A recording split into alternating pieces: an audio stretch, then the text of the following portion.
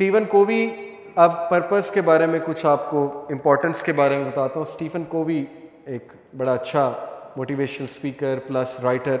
He said that if the ladder is not leaning against the right wall, every step we take just gets us to the wrong place faster. अगर आपका ladder सही जगह पे नहीं है तो फिर आप फास्टर पहुंच जाएंगे, लेकिन गलत जगह पर पहुंच जाएंगे। ओके, उसके बाद आपको फिर रिग्रेट होगा कि मैंने लैडर सही जगह पे लगाया ही नहीं। When a man does not know what harbor he is making for, no wind is the right wind. जब एक बंदे को पता ही नहीं कि वो हार्ड वर्क किस चीज़ के लिए कर रहा है, तो फिर no wind is the right wind.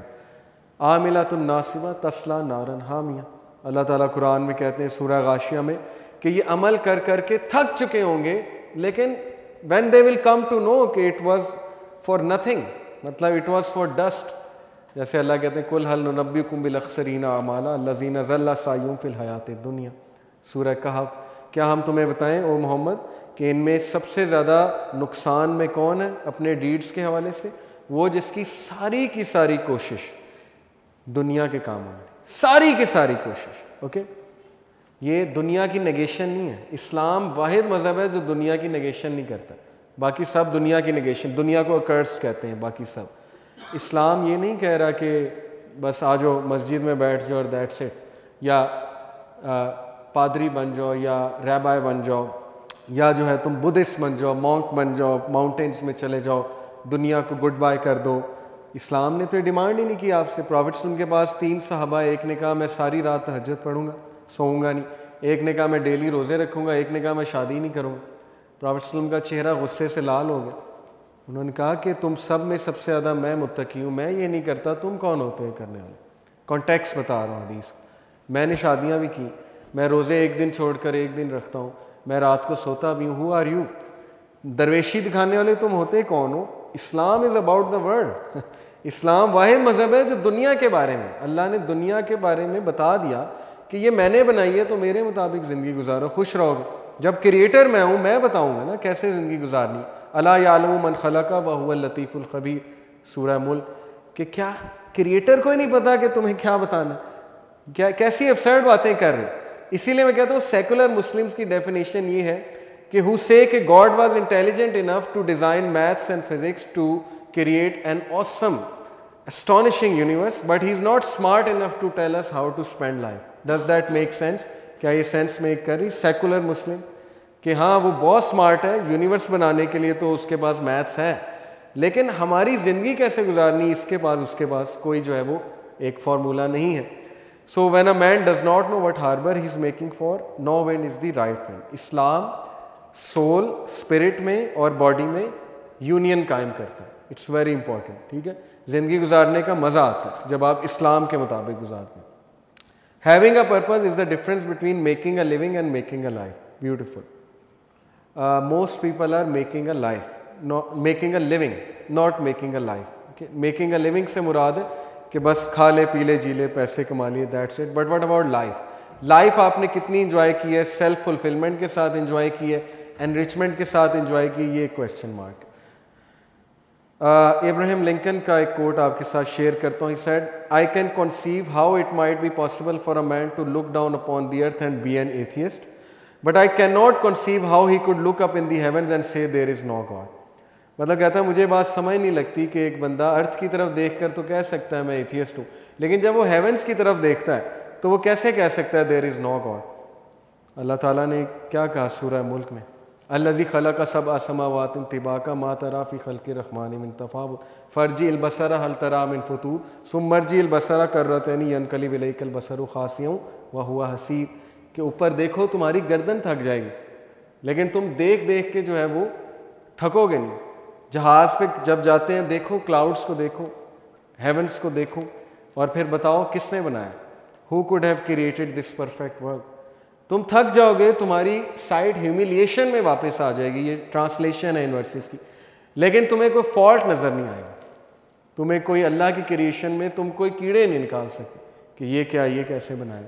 So this is the point.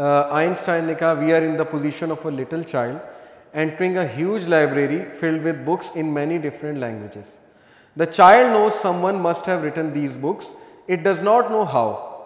It does not understand the languages in which they are written. The child dimly suspects some mysterious order in the arrangements of the book, but doesn't know what it is. That seems to me is the attitude of even the most intelligent being towards God. बात वही है कि मिसाल वो ये दे रहा है कि जिस तरह एक बच्चा है वो एक ऐसी लाइब्रेरी में घुसा जहाँ इनफाइनाइट बुक्स हैं और उन बुक्स में पता नहीं क्या लिखा है, वो अपने मुताबिक इंटरप्रेट करने की कुछ कोशिश करता है। आज यही साइंटिस्ट है। हम साइंस को बुरा नहीं कहते, साइंस पढ़ना बहुत अच्छी बात है, साइंटिस्ट बनना बहुत अच्छी बात है, लेकिन अपनी औकात में तो रहें ना। थोड़ी सी साइंस पढ़ के ये कहना कि मैं अल्टीमेट ट्रूथ को रीच कर चुका हूँ, मुझे वो मैकेनिज़्म मिल चुका है जिससे मैं अब यूनिवर्सल ट्रूथ्स को फाइंड कर सकता हूँ, गॉड को, मेटाफिज़िक्स के सब्जेक्ट्स को छेड़ सकता हूँ, तो इसका मतलब कि आप एरोगेंट हैं, इसका मतलब कि आप डिलूजन में, डिलूजन ऑफ ग्रैंडियर है आपको, इसका मतलब कि आप नार्सिसिज्म का शिकार है, साइकोलॉजिकल डिसऑर्डर है, आप अपनी तारीफ़ करते नहीं थकते कि मुझे तो सब कुछ पता लग गया। कल्ला इन्नल इंसाना ला यतग़ा अर्रहाहु अस्तग़ना। अल्लाह ताला सूरा अलक में कहते हैं कि बेशक इंसान लिमिट्स क्रॉस कर जाता है। Why? Because he thinks himself as self sufficient, अपने आप को बहुत बड़ी बला समझता कि मुझे सब पता लग गया। इसलिए थोड़ा हम्बल एटीट्यूड, ओके। साइंस पढ़ें, ट्रूथ फाइंड करें, लेकिन हम्बल रहते हैं। ह्यूमिलिटी एक स्टूडेंट ऑफ नॉलेज की बेसिक निशानी है। आज ह्यूमिलिटी नहीं है स्टूडेंट ऑफ नॉलेज में, जो ट्रूथ फाइंड करने निकलता है उसमें ह्यूमिलिटी नहीं है, ओके। तो ये एक गलत बात है, गलत एटीट्यूड है। This is my point. एक बड़ा ज़बरदस्त कोट है कि thinking beyond our self was the first step of humanity, a basic requirement to be a human being. Now it's considered a trait of superiority and leadership. आज leadership trainings दी जा रही हैं to give, to be a giver. Unbelievable. एक leadership trainer आता है, 2.5 लाख रुपया लेता है आधे घंटे का, क्या टीच करने के लिए? कि you should be respectful to each other, you should give, you should care for each other. ये तो बेसिक ह्यूमैनिटी की बातें थी, इसके ऊपर लीडरशिप ट्रेनिंग्स हो रही कि लीडर कौन होता है? जो गिवर होता है। ये तो बेसिक बात नहीं थी। यानी ये कोट से क्या पता लग रहा है कि ह्यूमैनिटी का स्टैंडर्ड इतना गिर चुका है कि आज हमें सिखाने के लिए ट्रेनर्स आ रहे हैं कि you should be a giver. This is the world we have created. ये है आपका वर्ल्ड। आप मीडिया का कभी वर्ल्ड खोलें, सेलिब्रिटीज़ का वर्ल्ड, और उनकी बातें सुनें, आप देखें वो क्या कहते हैं अपने वर्ल्ड के बारे में।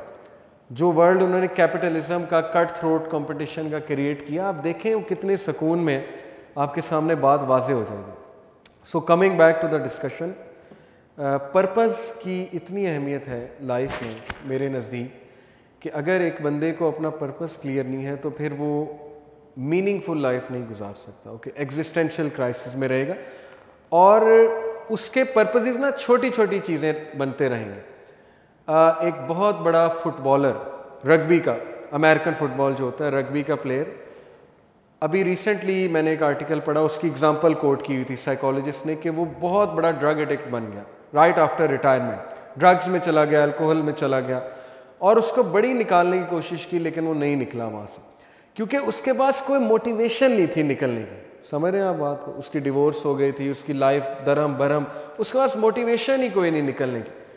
तो पर्पज़ आपको क्या देता है? मोटिवेशन। जो मर्जी हो जाए, मैं जितना मर्जी नहला हो जाऊं, जितना मर्जी मैं रोड पर आ जाऊं, जब तक मेरे पास पर्पज़ है इंसान नहीं रुकेगा। लेकिन अगर उसके पास पर्पज़ नहीं है, फिर वो खुद पर्पज़ क्रिएट करेगा और वो गलत पर्पसेस होंगे। हो सकता है सही हो सकता है गलत, छोटे छोटे मकासद होंगे। गर्लफ्रेंड बना ली, अब पर्पज़ क्या बन गया? टू प्लीज़ हर। फिर रातें भी जागेंगे, ठीक है। फिर जलील होंगे, गुलदस्ता लेके बाहर खड़े होंगे, कभी गुलदस्ता एक्सेप्ट होगा, कभी नहीं होगा, वगैरह वगैरह। तो मैं ये बात कर रहा था कि जब इंसान के पास अच्छे मकासद ना हो ना, अच्छे पर्पज़ ना हो, फिर वो अपना पर्पज़ खुद क्रिएट करता है, क्योंकि we are by our biological creation कह लें या by nature, we are creatures who love a purpose. हमें को पर्पज़ चाहिए to keep going on, to stay motivated, to have that drive every day. मैं क्यों जाऊं जॉब पर? इसके पीछे एक पर्पज़ है ना, वो पर्पज़ है फैमिली को पालना। अगर वो पर्पज़ ख़त्म हो जाता है, मैं जॉब पर क्यों जाऊं? इसलिए वी नीड पर्पसेस, और जब हमें अच्छा पर्पस ना मिले फिर हम खुद क्रिएट करते हैं। अब जैसा बंदा है वो वैसा पर्पस क्रिएट करेगा, ठीक है ना, मेक सेंस। एक बंदा अनफॉर्चुनेटली उसका इतना नॉलेज नहीं है, एक्सपीरियंस नहीं है, वो कैसा पर्पस क्रिएट करेगा? Immature purpose. उस इमेच्योर पर्पस की वजह से उसकी लाइफ में प्रॉब्लम्स आएंगे। तो माय पॉइंट इज कि इस्लाम ने एक गाइडलाइन, एक फ्रेमवर्क, एक पर्पस दिया है, उस पर्पस के मुताबिक हमें चलना है। वो बहुत बड़ा पर्पस है।